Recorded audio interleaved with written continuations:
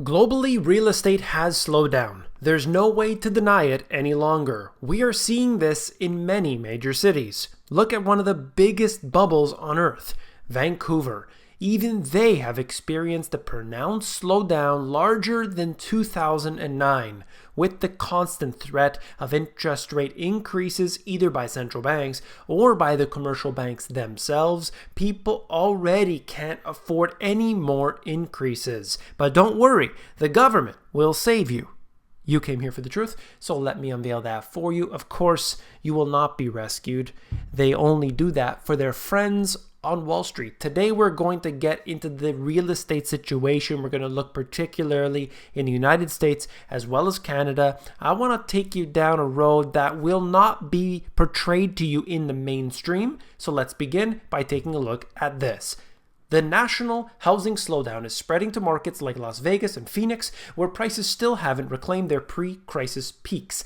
After home values rose sharply this year, the market has shifted in recent weeks. Prices fell slightly in November, while the inventory of unsold homes in the Las Vegas region has roughly doubled compared with a year earlier. Existing home sales slowed nearly 12% in November compared with a year earlier. This is compounding. This is creating a problem, of course, not just in these two markets of Las Vegas and Phoenix, but worldwide. You're seeing the same thing. Right here in this paragraph, you can see that there are price cuts of up to tens of thousands of dollars now being common. Any property that we're pulling up right now, it's reduction, reduction, reduction. The share of Las Vegas area listings with price cuts rose sharply to 23% from 11% a year earlier. This seems to be the trend that is going on right now.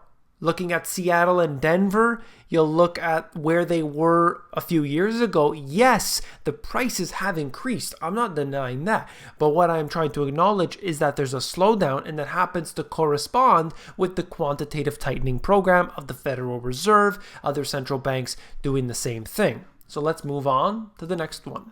Right now, the prices are so high in areas like San Francisco. You have to see this. San Francisco's housing market is so expensive that it's driving people out in droves. In fact, Business Insider reported the city is so expensive, the median home price sale is $1.6 million, that 60% of tech workers say they can't afford homes. 60% of the people. How does that make any sense when the people who work in the city can't even live in the city?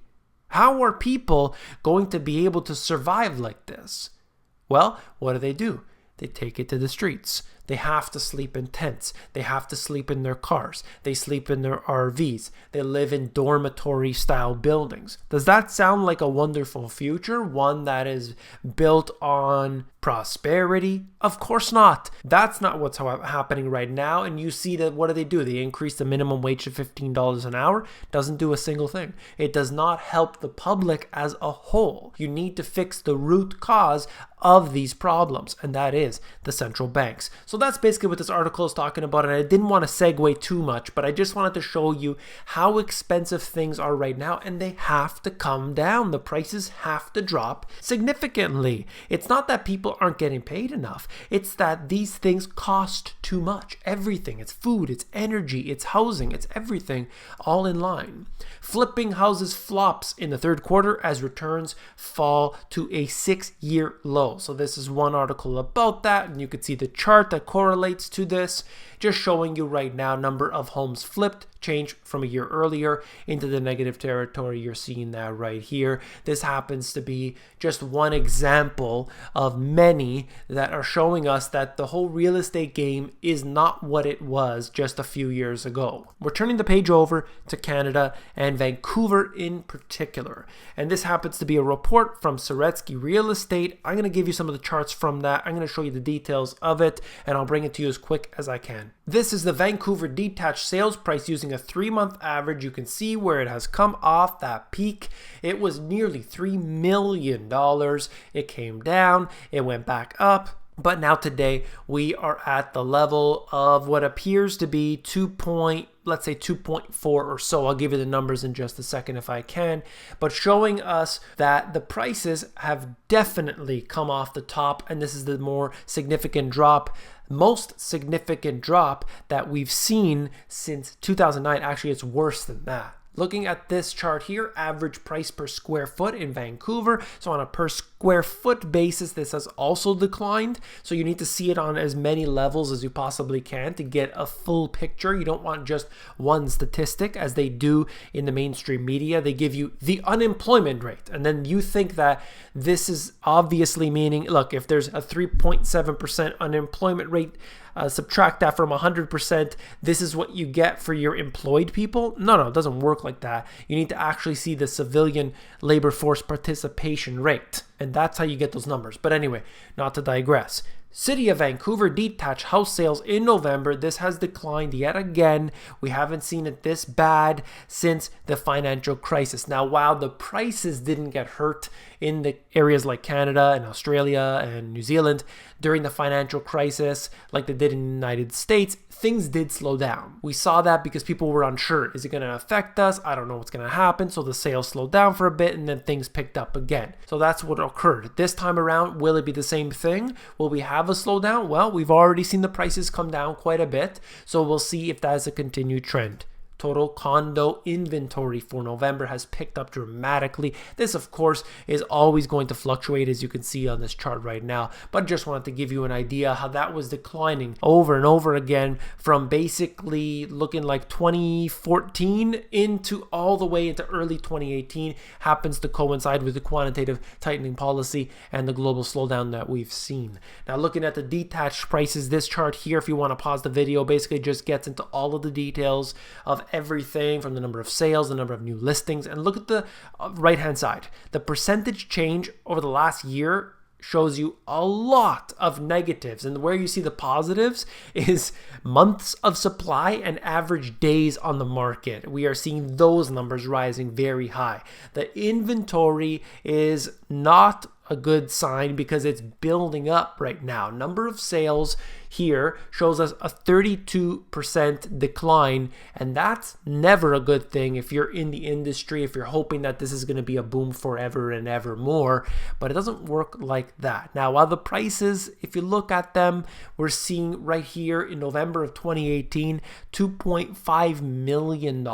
That is just absurd. The median price, $1.9 million. That tells us right now the average person simply can't afford it. When I showed you the statistics previously, it was somewhere along the lines of 89% of people in Vancouver's money, their income, goes towards their house payments, whether that's the actual mortgage payment or rent or anything to do with the household. 89%. Nobody's affording that, and it's impossible. I don't know where the money is coming from. Maybe Helicopter Ben is around here somewhere, but it's not flowing to my house, I'll tell you that much. Condos, same chart, showing you right now number of sales down 46%. And I think a lot of investors probably tried to get in, buy a couple units, hopefully sell it by the time the market comes onto market. But who knows what's happening right now. I just wanted to give you that chart as well. Here, value of foreign residential purchases in BC in the hundreds of millions of dollars. This has been declining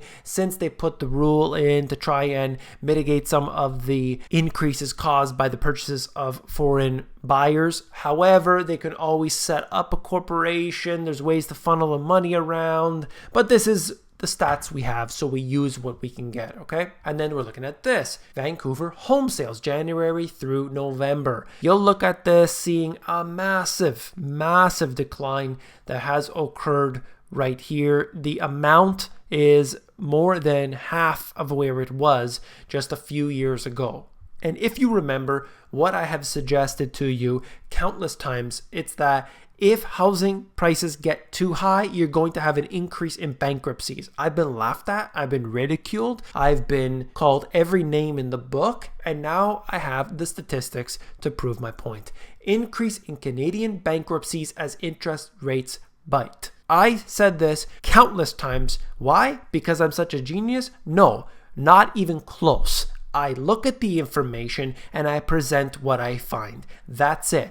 I don't have a crystal ball. I'm not a genius. I'm not a soothsayer. I'm not one of these insiders. I just look at the information and I provide it to you, and I hope you appreciate that. It's pretty obvious to see that individuals are pushed to the absolute edge. They've gone beyond the edge. They're over the edge. And do you think that's going to hurt them at some point? Of course it is. You don't need to be a genius to figure that one out. And then we look at something like this, where the shuttered Sears store could soon be demolished. Here's why. Well, apparently, demolishing the Sears store could be cheaper and a faster option than backfilling the existing structure. What a mess this company has become. There's a possibility that all of these stores will disappear in the near future. I would probably bet on that one. That would mean that more than 500 additional Sears and Kmart stores go in dark, and they're demolishing it. And this is not the first time I've heard about this. If you look back in my book, The Money GPS, I quoted one example. This, I just did a quick search online and found this. Bulldozers set to destroy public housing in New Orleans. But I'm pretty sure I saw some examples in Detroit, if I remember correctly. But regardless, this has happened many times before. They build a bunch of stuff, they demolish a bunch of stuff, and it is just out of whack. Everything is messed up today, and it's not going to be reconciled by the policies that are put into place by government. Everyone's always asking, government do this, government save us, government build this, government do that. Stop asking the government to do anything, because they're completely inept and they only desire to help themselves, to help their friends, and the corporations rule every single one of these politicians, and we need to wake up to that fact. Now we look at the eventual real issues that are presenting themselves. Retiring comfortably at 65 is now out of reach for millions of Americans. This here just shows the example of one particular individual talking about how there's no possible way that they can do so. Expenses are increasing and so on. And that's basically all I wanted to mention, was the fact that individuals today, they thought they were going to be able to retire at 60. It didn't happen. 65 came around. It didn't happen. Now they're 67. They're wondering, when can I retire? My expenses keep going up. I got a fixed income. I'm going to have to keep waiting and waiting and waiting. And a lot of people, I know, a lot of people want to wait and work as long as they can. Never stop working. And I think that's excellent. I think that's great. But wouldn't it be sensible that if you want to stop working, that you can afford to? Wouldn't that make a lot of sense? Well, of course it does. But for the average person today, it's not possible. And that is very, very sad. We have these asset prices rising, like people's homes, to new highs every single day for no good reason. Why are these houses worth $2 million? It doesn't make any sense when people are earning, let's say, $40,000, $60,000, even let's say $70,000 or $80,000 a year. It's not going to add up to $2 million for a lifetime. How are they supposed to get in the market? It doesn't make any sense. And sure, you can rent, but the rents are so expensive today, and it doesn't give people any chance to save any money, to be productive part of the economy, and that's why everything's messed up today. That's all for this video. If you found it informative, please give me a thumbs up. I'm fired up. I hope you appreciate that. And last but not least, if you want the financial education you were not taught in school, these two books have it all. You can get to learn everything about real estate, everything about what you need to know about the central banking and how it is destroying everything that we have today. Check it out. Link is in the description if you want the audiobook. That's available at themoneygps.com.